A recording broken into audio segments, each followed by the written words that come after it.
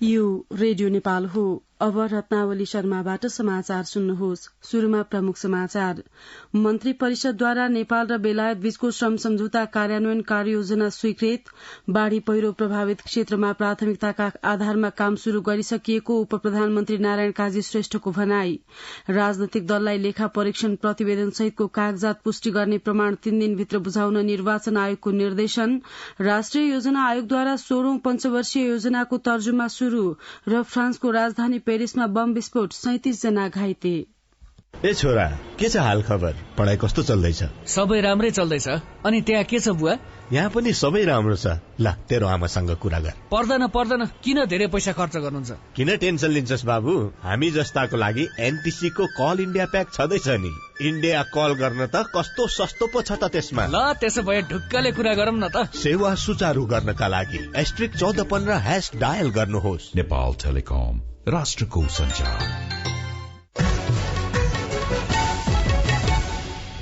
अब समाचार विस्तारमा। मन्त्री परिषद बैठकले नेपाल सरकार र बेलायत सरकार बीचको द्विपक्षीय श्रम सम्झौता कार्यान्वयन सम्बन्धी कार्ययोजना स्वीकृत गरेको छ।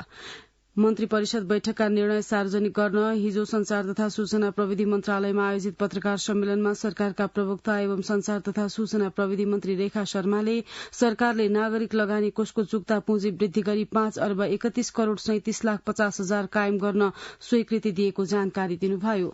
मन्त्री परिषद बैठकले महिला विरूद्ध हुने सबै किसिमका भेदभाव उन्मूलन गर्ने महासन्धि 1979 को 7औं आवधिक प्रतिवेदन समितिमा पठाउन स्वीकृति दिने निर्णय गर्नुका साथै केही वैदेशिक भ्रमणहरूलाई स्वीकृति दिएको मन्त्री शर्माले जानकारी दिनुभयो। पत्रकार सम्मेलनमा बजेटका सम्बन्धमा संचारकर्मीको एक जिज्ञासामा संचार मन्त्री शर्माले बजेट संशोधन हुनु र संशोधन नहुनुले सरकारलाई प्रभाव नपर्ने बताउनुभयो। उहाँले बजेट असन्तुलित भयो भन्ने किसिमका धारणा पारम्परिक रहेको र बजेट संशोधन गर्नुपर्ने स्थिति बने पनि त्यसले सरकारलाई असर नपर्ने स्पष्ट पार्नुभयो। सम्भवतः सबैका धेरैका असन्तुष्टि छन् हैन। एउटा त हाम्रो सीमाले पनि हो, हामीसँग पैसा कम भयो, हाम्रा आवश्यकता धेरै भयो, त्यो कारणले पनि हो। अरू कैयन कुराहरू अहिले असन्तुलन भयो भन्ने प्रश्नहरू पनि छन् र त्यसका निम्ति एउटा छलफल पनि भइराखेको पनि छ र यसलाई अगाडि अलिकति मिलाएर जानुपर्छ भन्ने विषयमा छलफल एउटा शीर्ष तहमा पनि भइराखेकै विषय हो, त्यो बाहिर आइराखेकै छ। र अर्को कुरा जहाँसम्म अब बजेट संशोधन हुनु भनेकै सरकार असफल हुनु हो भन्ने ढंगको यो परम्परागत बुझाइ हो। जुन परम्परागत प्रणाली छ यो प्रणालीको विषयमा छलफल गरौं, सोचौं भनेर त हाम्रो सम्माननीय प्रधानमन्त्रीज्यू नै संसदमा बोल्नु भएको छ र यसलाई कसरी गर्ने त भन्ने विषयमा अहिलेसम्म हामी परम्परा धानिराखेका छौं। हुनुभयो जो बोल्नुभयो उहाँले पनि परम्परा बोल्नुभयो, हिजोको प्र्याक्टिस बोल्नुभयो हैन। नियम कानूनमा बजेटमा संशोधन भयो भने सरकार ढल्न पर्छ भने कहीँ कानूनी व्यवस्था भएको जस्तो मलाई लाग्दैन। भारतीय चलचित्र आदि पुरुषका सम्बन्धमा संचारकर्मीको जिज्ञासामा संचार मन्त्री शर्माले सीता नेपालकी छोरी हुन् भन्नेमा कुनै दुविधा नरहेको र चलचित्रमा समावेश विवादास्पद संवाद सेन्सर बोर्ड मार्फत हटाइएपछि मात्र चलचित्र प्रदर्शन गर्न अनुमति दिएको उल्लेख गर्नुभयो। प्रतिनिधि सभा बैठकमा विनियोजन विधेयक 2080 को मन्त्रालयगत रूपमा विभिन्न शीर्षकहरूमाथि छलफल जारी रहेको छ। विनियोजन विधेयक 2080 का विभिन्न शीर्षकमाथिको छलफल अन्तर्गत हिजो भएको युवा तथा खेलकुद, शिक्षा विज्ञान तथा प्रविधि, कानून, न्याय तथा संसदीय मामिला र कृषि तथा पशुपन्छी विकास मन्त्रालयको बजेटको छलफलमा भाग लिनुहुँदै सांसदहरूले संविधानमा मौलिक हकका रूपमा व्यवस्था गरिएका रोजगारी, खाद्य सुरक्षा र आवास लगायत हक कार्यान्वयन का लागि आवश्यक कानून छिटो बनाउन माग गर्नुभयो। संविधानमा मौलिक हकमै राखिएका विषयका कानून संविधान जारी भएको 8 वर्षसम्म बन्न नसक्नु दुखद भएको पनि सांसदहरूले बैठकमा राख्नुभयो। सांसदहरूले छिटो छरितो न्याय, सबैका लागि न्यायको नारा अनुसारको व्यवहारमा कार्यान्वयन गर्न जरूरी रहेको, वैज्ञानिक आधारलाई जोड़ दिँदै बजेटको व्यवस्थापन गरेर देशमा आमूल परिवर्तन हुने गरी काम गर्न आवश्यक रहेको धारणा राख्नुभयो। सांसदहरूले 2028 सालको शिक्षा ऐन अझै संशोधन नहुनुले 2 थरीको जनशक्ति निर्माण भइरहेको तर्फ सरकारको ध्यान जानुपर्ने, 2077 सालमा जारी भएको खेलकुद ऐन वृहत रूपमा आउन नसकेको भन्दै खेलकुद परिषदलाई राजनैतिक अखाडाका रूपमा राख्न नहुनेमा जोड़ दिनुभयो। उहाँहरूले कृषि र किसान उत्पादनलाई प्रोत्साहन गर्दै कृषिमा आत्मनिर्भर बन्दै निर्यात गर्ने अवस्थासम्म नेपाललाई पुर्याउन अब विशेष अभियानकै आवश्यकता रहेको पनि उल्लेख गर्नुभयो। सांसदहरूले अब नेपालमा मल कारखाना स्थापनाको कुरा मात्र होइन, साँच्चीकै स्थापना गरेर मलको परिपूर्ति गर्न जरूरी रहेको, बाटोघाटोलाई दोस्रो प्राथमिकतामा राखेर भए पनि कृषिलाई पहिलो प्राथमिकतामा राखेर काम गर्न आवश्यक रहेकोमा जोड़ दिनुभयो। यसअघि बैठकको शून्य समयमा सांसदहरूले चितवन राष्ट्रिय निकुञ्ज छेउका बस्ती जंगली जनावरको आक्रमणको जोखिममा रहेको, जन्मसिद्ध आमा बाबुका सन्तानलाई नागरिकता दिनुपर्ने, बाढ़ी पहिरोबाट पीड़ितको उद्धार र राहत लगायतका माग राख्दै सरकारको ध्यान आकर्षण गराउनुभयो। यसअघि हिजै बसेको प्रतिनिधि सभा बैठकले मंगलबार सवारी दुर्घटनामा परि निधन हुनुभएका सुदूरपश्चिम प्रदेशका आन्तरिक मामिला तथा कानून मन्त्री पृथ्वी बहादुर सिंहप्रति समवेदना व्यक्त गर्दै शोक प्रस्ताव पारित गरेको थियो। प्रतिनिधि सभाको अर्को बैठक भोलि बिहान 11 बजेका लागि बोलाइएको छ। प्रधानमन्त्री पुष्पकमल दाहाल प्रचण्डले योग सम्बन्धी ज्ञान विज्ञानको अध्ययन गरिरहेका विश्वभरकै अध्येताका लागि नेपाल मूल गन्तव्य बन्न सक्ने बताउनु भएको छ। अन्तर्राष्ट्रिय योग दिवसका अवसरमा शिक्षा विज्ञान तथा प्रविधि मन्त्रालयको संयोजनमा हिजो आयोजित अन्तर्राष्ट्रिय योग दिवस मूल समारोहलाई सम्बोधन गर्नुहुँदै प्रधानमन्त्री प्रचण्डले योग शारीरिक अभ्यास मात्र नभई निश्चित नियम, विधि र प्रक्रियामा रही अपनाउने वैज्ञानिक जीवनशैली एवं जीवन पद्धति रहेको उल्लेख गर्नुभयो। प्रधानमन्त्री प्रचण्डले योग र ध्यानका अभ्यासहरू व्यक्तिगत तहमा पुग्दा त्यसले नसर्ने रोगको रोकथाम, उपचार र पुनस्थापनाका लागि महत्वपूर्ण योगदान गर्ने भएकाले यसलाई व्यापक बनाई सबैलाई स्वस्थ र सुखी बनाउनेतिर कदम चाल्न योगका अभियन्ता र योग गुरूको अहम भूमिका रहेको उल्लेख गर्नुभयो। उहाँले प्राकृतिक वातावरणका हिसाबले परिकल्पना गरेका योगमाया आयुर्वेद विश्वविद्यालयले आगामी दिनमा विश्वस्तरीय विश्वविद्यालयका रूपमा आफूलाई स्थापित गर्दै यस क्षेत्रमा प्राज्ञिक नेतृत्व गर्नुपर्नेमा जोड़ दिनुभयो। उपप्रधान एवं गृहमन्त्री नारायण काजी श्रेष्ठले योग, ध्यान र व्यायामले मानिसको स्वस्थ जीवनयापनमा सहयोग पुर्याउने विश्वास व्यक्त गर्नुभयो। सशस्त्र प्रहरी बल नेपाल प्रधान कार्यालय हलचोक स्थित रंगशालामा आयोजित योग अभ्यासमा उहाँले योग र ध्यानले मुलुकको शान्ति र सुव्यवस्था कार्यमा परिचालित राष्ट्रसेवक कर्मचारीलाई समेत ऊर्जा प्रदान गर्ने बताउनुभयो। यसै गरी स्वास्थ्य तथा जनसंख्या मन्त्री मोहन बहादुर बस्नेतले योग तथा प्राकृतिक चिकित्सा पद्धतिलाई एकसाथ अघि बढ़ाउनु पर्ने बताउनु भएको छ। अन्तर्राष्ट्रिय योग दिवसका अवसरमा धुलीखेल स्थित काठमाडौँ विश्वविद्यालयले निर्माण गरेको योग तथा प्राकृतिक चिकित्सालय भवन उद्घाटनका अवसरमा मन्त्री बस्नेतले अस्पतालमा उपचार महँगो बन्दै गएको र नेपाली आय स्रोतले धान्न सक्ने अवस्था नरहेको भन्दै उहाँले प्राकृतिक चिकित्सा पद्धति अँगाल्न सुझाव दिनुभयो। नेकपा एमालेका अध्यक्ष केपी शर्मा ओलीले योगका माध्यमबाट पछाडि परेको नेपाललाई अगाडि बढ़ाउनु पर्ने बताउनु भएको छ। अन्तर्राष्ट्रिय योग दिवसका अवसरमा ललितपुरको च्यासल स्थित पार्टी मुख्यालयमा आयोजित कार्यक्रममा अध्यक्ष ओलीले नेपालको अहिलेको स्थितिलाई परिवर्तन गर्नका लागि संकल्प, तपस्या र ध्यान आवश्यक रहेको उल्लेख गर्नुभयो। यौगिक जीवन स्वास्थ्यका लागि आवश्यक रहेको भन्नुहुँदै अध्यक्ष ओलीले योगको सैद्धान्तिक र व्यावहारिक पक्षको पनि अभ्यास गर्न आग्रह गर्नुभयो। अन्तर्राष्ट्रिय योग दिवस हरेक वर्ष जुन 21 का दिन विभिन्न जनचेतनामूलक कार्यक्रम गरी आयोजना गरिन्छ। उपप्रधानमन्त्री एवं गृहमन्त्री नारायण काजी श्रेष्ठले मनसूनजन्य विपदबाट हुने क्षतिको अवस्था, तत्काल गर्नुपर्ने काम तथा सरकारका प्राथमिकता बारे सरोकारवालासँग मन्त्रालयमा छलफल गर्नुभएको छ। उपप्रधानमन्त्री श्रेष्ठले मनसूनजन्य विपदबाट पूर्वी पहाड़का ताप्लेजुङ, पाँचथर र संखुवा सभा लगायत जिल्लामा भएको क्षति लगायतका विषयमा हिजो सरोकारवालासँग छलफल गर्नुभएको हो।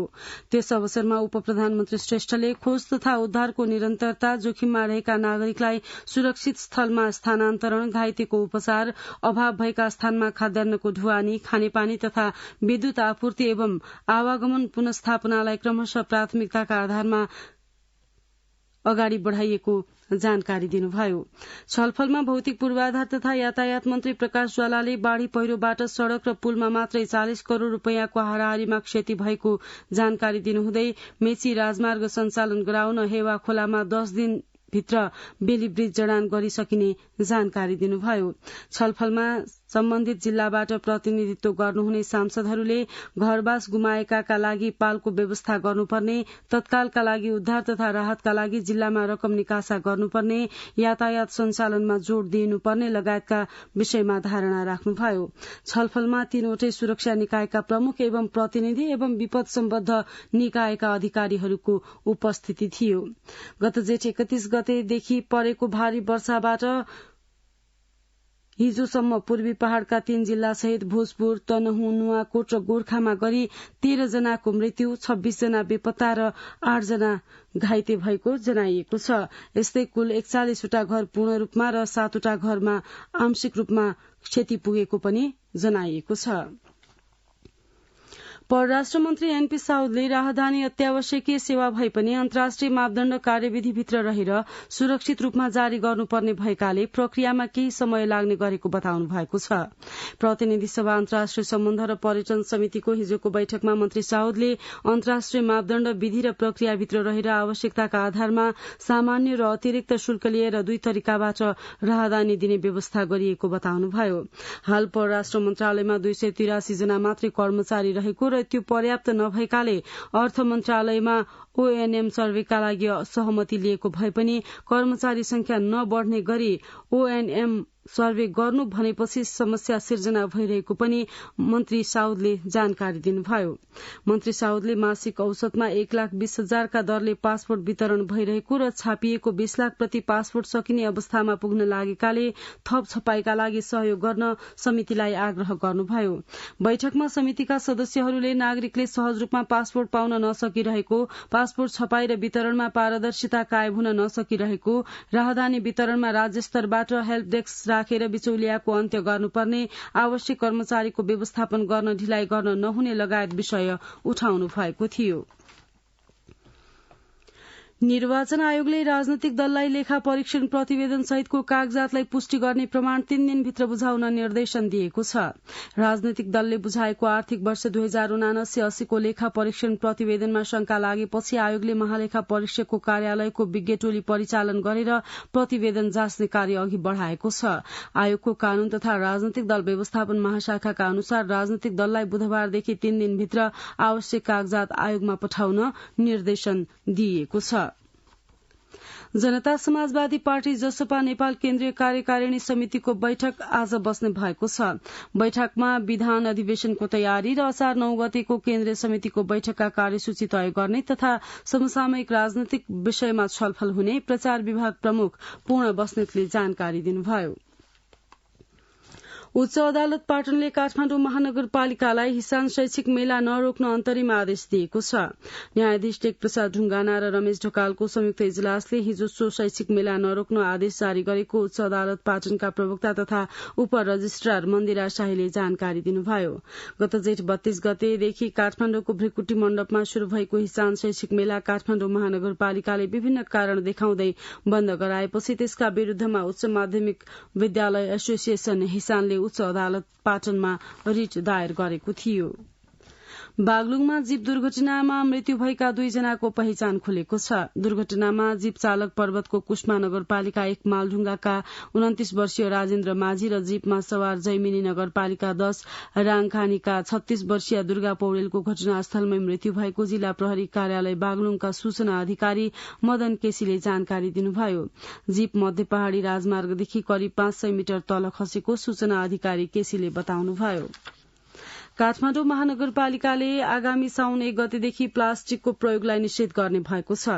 काठमाडौँ महानगरपालिकाका प्रमुख बालेन्द्र शाहले आगामी आर्थिक वर्ष 2080-81 को नीति तथा कार्यक्रम प्रस्तुत गर्दै साउन 1 गतेदेखि एकल प्रयोगको प्लास्टिकलाई निषेध गर्ने, प्लास्टिकको फूलगुच्छा उत्पादन, बिक्री, वितरण र आयातका साथै 40 माइक्रोन भन्दा पातला प्लास्टिकको झोला प्रयोगलाई महानगर क्षेत्रमा प्रतिबन्ध लगाइने र यसको कार्यान्वयनलाई प्रभावकारी बनाइने बताउनुभयो। काठमाडौँ महानगरपालिकाले आफ्नो क्षेत्रभित्र निर्माण कार्यमा प्रयोग हुने निर्माण सामग्रीको गुणस्तर र मापदण्ड निर्धारण गर्ने नीति पनि लिएको छ। लुम्बिनी विकास कोषले दान बापत संकलित अपरिवर्तित देशहरूको 54,29,000 रूपियाँ बराबरको रकम नेपाल राष्ट्र बैंक मार्फत सटही गरेको छ। कोषका कोषाध्यक्ष सिद्धिचरण भट्टराई सहित पदाधिकारी र बोर्डको पहलमा वर्षौंदेखि सटही हुन नसकेको दान बापतको अपरिवर्तीय मुद्रा पहिलो पटक सटही भएको हो। कोषले मुचुल्का उठाएर Sri Lanka, Myanmar, Vietnam, Cambodia, Bangladesh सहितका देशका मुद्रा सटहीका लागि राष्ट्र बैंक भैरहवा कार्यालयले CIMB बैंक सिंगापुर पठाएको कोषाध्यक्ष भट्टराईले बताउनुभयो।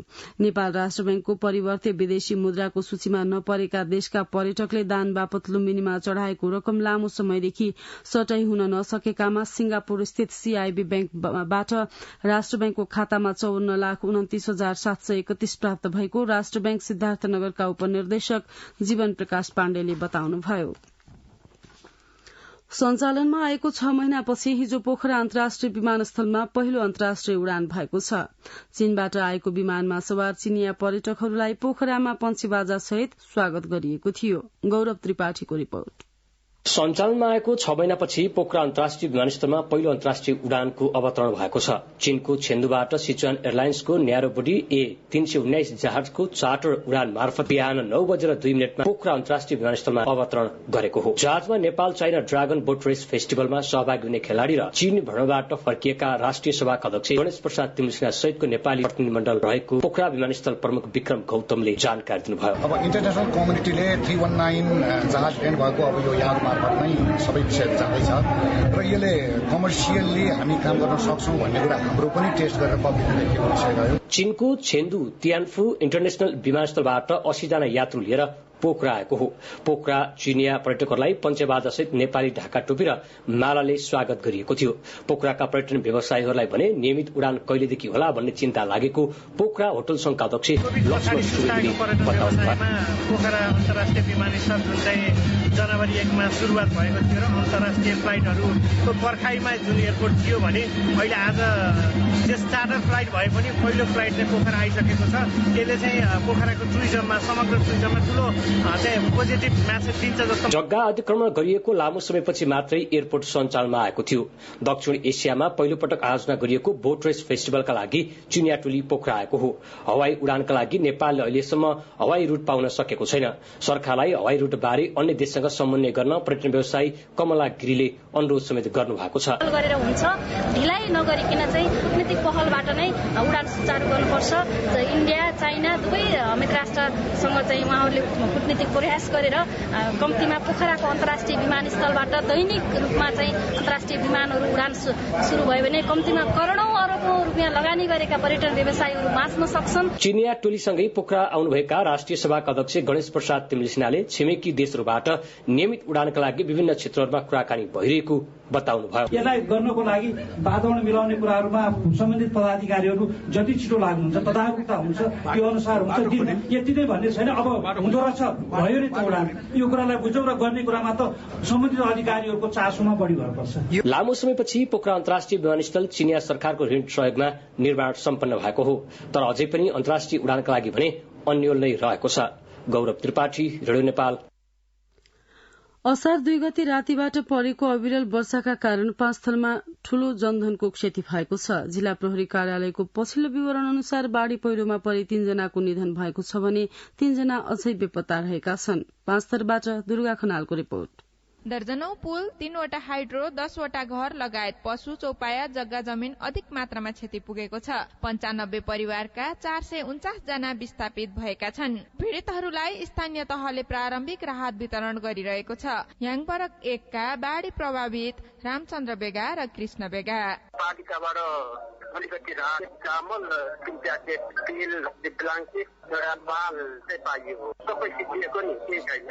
रात मैले चामल 1 बोरा अनि त्यहाँदेखि ब्ल्याङ्केटहरू अनि सानो तालहरू यसो तेलहरू नुन। जिल्ला विपद व्यवस्थापन समितिले कसरी काम गरिरहेको छ? प्रमुख जिल्ला अधिकारी मेघराज मगरान्ती बैठक बसेर केही डिसिजनहरू गरेको छ। त्यस अन्तर्गत चाहिँ हाम्रो राहत परिचालन कार्यक्रमहरू अहिले प्रभावकारी अघि बढिरहेको अवस्था छ। एक दिनको तथ्याङ्कलाई हेर्ने हो भने हामीले 10 वटा घर परिवारमा चाहिँ राहतहरू वितरण गरिरहेका छौँ। रेड क्रसका खाद्यान्नका सामग्रीहरू, ननफुडका सामग्रीहरू, उद्योग वाणिज्य संघका सहयोगमा खाद्य सामग्रीहरू र जिल्ला प्रशासन कार्यालयले पूर्ण घर क्षति भएकाहरूलाई प्रति परिवार 10,000 का दरले राहत वितरण गरिरहेको अवस्था छ। यो आवास व्यवस्था तत्कालको लागि चाहिँ हामीले सामुदायिक विद्यालयहरू, सरकारी भवनहरू र केही चाहिँ आफन्तहरूको घरमा, केही छरछिमेकीको घरमा गएर बसिरहेको अवस्था छ। निरन्तर वर्षा भइरहेको र भौगोलिक विकटताको कारण उद्धार कार्य र विवरण संकलनमा कठिनाई हुने गरेको छ। प्रहरी प्रमुख हरि खतिवडा प्रतिकूल मौसम र बाटोघाटोहरूको कारणले गर्दाखेरि हाम्रो पहुँचहरू पनि नपुग्न सकेको अवस्था अझै पनि छ र त्यसको कारणले गर्दा राहतहरू पुर्याउन र उद्धार गर्ने कार्यहरूमा पनि अझै पनि जोखिमहरू छ। कतिपय विद्यालयहरू पनि जोखिममा रहेर खबरहरू आइरहेछ र घरहरू चर्केको, पाखै पनि चर्केको भनेर विभिन्न ठाउँबाट खबरहरू आइरहेछ र प्रतिकूल मौसम र यो बाटोघाटो पुलहरू भत्केको कारणले गर्दाखेरि चाहिँ राहत उद्धारहरू जाने, सुरक्षाकर्मीहरू पुग्ने र उद्धारकर्ताहरू सम्बन्धित सरकारी निकायहरू पहुँच अलिकति गाह्रो भइरहेछ। तथापि हामीले स्थानीय स्तरसम्म विभिन्न सुरक्षा निकायहरू, विभिन्न तहहरू, विभिन्न सरकारी निकायहरू र समुदाय नै परिचालन गरेर उद्धार र राहतका कार्यहरूलाई केही सहजीकरण गर्ने प्रयास गरिरहेका छौँ। विपद जोखिम न्यूनीकरण तथा व्यवस्थापन प्राधिकरणले यस वर्ष मनसुनको समयमा नेपालका 21 जिल्ला पहिरोको उच्च जोखिममा रहेको आकलन सार्वजनिक गरेको छ। प्राधिकरणका अनुसार 75 जिल्ला पनि उच्च जोखिममा परेको छ। जिल्लामा वर्षातको समयमा उच्च सतर्कता अपनाउनु जरुरी छ। दुर्गा खनाल, रेडियो नेपाल, 5 थर। समाचार रेडियो नेपालबाट सुनिरहनु भएको छ। अब केही अन्तर्राष्ट्रिय समाचार। फ्रान्सको राजधानी पेरिस स्थित एक भवनमा भएको विस्फोटनमा परि 37 जना घाइते भएका छन्। घाइते मध्ये 4 जनाको अवस्था गम्भीर रहेको अन्तर्राष्ट्रिय समाचार संस्था बीबीसीले जनाएको छ। विस्फोटनपछि 2 जना बेपत्ता भएका र बेपत्ता भएकाको खोजी कार्य भइरहेको प्रहरीले जनाएको छ। विस्फोटन भवनभित्रैबाट भएको प्रारम्भिक अनुसन्धानले देखाएको उल्लेख गरिएको छ। विस्फोटन कसरी भयो अथवा कसले गराएको हो भन्ने विषयमा अनुसन्धान भइरहेको अधिकारीहरूले बताएका छन्। मध्य अमेरिकी राष्ट्र होन्डुरसको महिला कारागारमा भएको हिंसामा परि 41 जना कैदीको मृत्यु भएको छ। न्यूयोर्क टाइम्सका अनुसार मंगलबार मृत्यु हुनेको संख्या मध्य अमेरिकी देशको जेलमा भएको यो सबैभन्दा घातक दंगा हो। अब आर्थिक समाचार।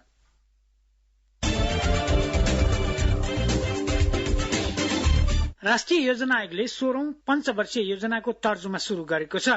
योजना आयोगले 16औं योजनाको तयारीको लागि आयोगका पूर्व उपाध्यक्ष र अर्थ तथा योजनाविदहरूसँग छलफल गरी योजना तर्जुमा शुरू गरेको हो। आर्थिक वर्ष 2081-82 देखि कार्यान्वयनमा आउने गरी तर्जुमा शुरू गरिएको 16औं योजनामा स्वाधीन, समुन्नत र सामाजिक न्याय सहितको समृद्धि हासिल गर्ने लक्ष्य आयोगले अघि सारेको छ। छलफलमा योजना आयोगले सुशासन, समृद्धि र सामाजिक न्याय सहितको समाजवाद उन्मुख र पूर्ण रूपले मुलुकको संरचना रूपान्तरण गर्ने गरी योजनाको मस्यौदाको अवधारणा अघि सारिएको छ। छलफलमा योजना आयोगका उपाध्यक्ष डाक्टर मीन बहादुर श्रेष्ठले संरचनात्मक रूपान्तरण मार्फत सुशासन, समृद्धि र सामाजिक न्याय हासिल गर्ने राष्ट्रिय आकांक्षाका साथ 16औं योजनाको तयारी शुरू गरेको जानकारी दिनुभयो। पूर्व उपाध्यक्षहरू doctor Yuvraj Khatiwada, Dipendra Bahadur Chhetri, Prithviraj Ligal, doctor Jagdish Chandra Pokharel, doctor Dinesh Chandra Devkota तथा अर्थशास्त्रीहरूले छलफलमा सहभागी भई सुझाव दिनुभएको थियो। छलफलमा विज्ञ तथा पूर्व उपाध्यक्षहरूले कार्यान्वयन गर्न सक्ने र मुलुकको आर्थिक विकास तथा समाजवादको आधारशिला तयार गर्ने गरी योजना तर्जुमा गर्न सुझाव दिनुभएको योजना आयोगका आर्थिक क्षेत्र हेर्ने सदस्य डाक्टर रामकुमार फुयालले जानकारी दिनुभयो। बुधबारदेखि 3 दिनसम्म विभिन्न विषयगत क्षेत्रगत विषयमा विज्ञहरूसँग आयोगले सुझाव लिने कार्यक्रम रहेको छ। नेपालले हालसम्म तिर्न बाँकी सार्वजनिक ऋणको दायित्व 21 खर्ब 73 अर्ब 24 करोड़ 72 लाख पुगेको छ। सार्वजनिक ऋण व्यवस्थापन कार्यालयले सार्वजनिक गरेको चालू आर्थिक वर्षको जेठ मसान्तसम्मको तथ्याङ्क अनुसार नेपालले 10 खर्ब 99 अर्ब 72 करोड़ 33 लाख आन्तरिक र 10 खर्ब 73 अर्ब 52 करोड़ 39 लाख बाह्य ऋण तिर्न बाँकी रहेको देखिएको उल्लेख गरेको छ। सरकारले आगामी आर्थिक वर्षको घाटा बजेट पूर्ति गर्नका लागि थप 4 खर्ब 52 अर्ब 75 करोड़ बराबर ऋण उठाउने लक्ष्य राखेको छ, जसमध्ये 2 खर्ब 40 अर्ब आन्तरिक र 2 खर्ब 12 अर्ब 75 करोड़ बाह्य ऋण उठाउने लक्ष्य छ। भुवन आचार्य आर्थिक समाचारका साथमा अब खेल समाचार। भारतमा जारी साफ च्याम्पियनशिप फुटबलको पहिलो खेलमा नेपालले हार बिहोरेको छ। बेंगलोर स्थित श्री कात्रीराव स्टेडियममा बुधबार भएको उद्घाटन खेलमा नेपालले कुवेतसँग 3-1 गोल अन्तरले हार बिहोरेको हो। पहिलो पटक साफ खेलिरहेको कुवेतको जितमा कप्तान खालिद हाजिम, साहेब अलखादी र मोहम्मद अब्दुल हालले 1-1 गोल गरे। नेपालका अञ्जन विष्टले 1 गोल फर्काए। यससँगै साबिक उपविजेता नेपालले हारबाट प्रतियोगिताको सुरुवात गरेको छ। समूह ईमा रहेको कुवेतले पनि पहिलो खेलमै 3 अङ्क जोडेको छ। यस संस्करणको साफमा 8 राष्ट्रको सहभागिता रहेको छ। यस संस्करणको च्याम्पियनशिपमा नेपाल सहित आयोजक भारत, बंगलादेश, कुवेत, लेबनान, भुटान, पाकिस्तान, मालदिप्सले सहभागिता जनाउनेछन्। यस संस्करणमा कुवेत र लेबनानले आमन्त्रित टोलीको रूपमा रहेका छन्। अब नेपालले दोस्रो खेलमा शनिबार आयोजक भारतसँग खेल्नेछ। त्यस्तै तेस्रो तथा समूह चरणको अन्तिम खेलमा 12 असारमा पाकिस्तान विरुद्ध खेल्नेछ। नेपालले 2 पटकको एकदिवसीय तथा T20 विश्वकप च्याम्पियन वेस्ट इन्डिजसँग पहिलो पटक खेल्ने भएको छ। जिम्बाब्वेमा जारी रहेको आईसीसी विश्वकप छनौटका क्रममा नेपालले वेस्ट इन्डिजसँग पहिलो पटक खेल्न लागेको हो। नेपाल र वेस्ट इन्डिज बीचको खेल बिहिबार हरारे स्पोर्ट क्लबमा नेपाली समय अनुसार मध्याह्न 1:15 मा शुरू हुनेछ। यसअघि नेपालले T20 तथा एकदिवसीय फर्मेटमा वेस्ट इन्डिजसँग खेलेको थिएन। अजय बम। अब मौसम। आज देशभर सामान्य बदलिरही कोशी र बागमती प्रदेशका केही स्थानका साथै अन्य प्रदेशका केही स्थानमा मेघगर्जन चट्याङ सहित वर्षाको सम्भावना रहनुका साथै कोशी प्रदेशका 1-2 स्थानमा भारी वर्षाको सम्भावना रहेको जल तथा मौसम विज्ञान विभागले जनाएको छ। गत 24 घण्टामा काठमाडौँ उपत्यकामा मापन गरिएको अधिकतम तापक्रम 31.9 डिग्री सेल्सियस, न्यूनतम तापक्रम 21.2 डिग्री सेल्सियस, वर्षा 1.7 मिलिमिटर। अहिले बिहानको सापेक्षिक आर्द्रता 93%। आज दिउँसो काठमाडौँ उपत्यकाको अधिकतम तापक्रम 30 देखि 32 डिग्री सेल्सियसका बीच रहने अनुमान छ। काठमाडौँ उपत्यकामा सूर्योदय अघि बिहान 5:09 भयो भने सूर्यास्त भरे साँझ 7:03 हुनेछ। अन्त्यमा यस प्रसारणका प्रमुख समाचार फेरि एकपटक।